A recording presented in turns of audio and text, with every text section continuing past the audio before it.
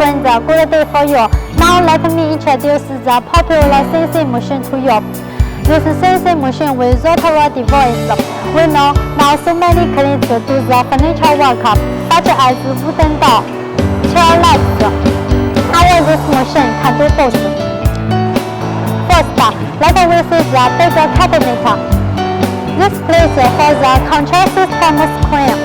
We use the famous brand NC Studio control system. This place for the keyboard. This one for the host. We use the good quality Taiwan heavy sprays. It's the SSD spindle from Italy, good quality. We add this spindle cover. It's so beautiful and have protection function. This is T-start table. We add a clamp to fix the materials. It can let materials stable.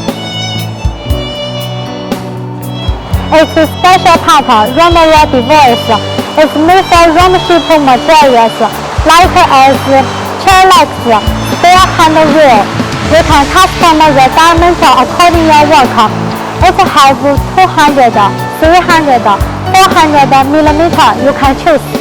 So, if you want to do the flat work and the round shape work, you can choose this machine. Now let's see the working.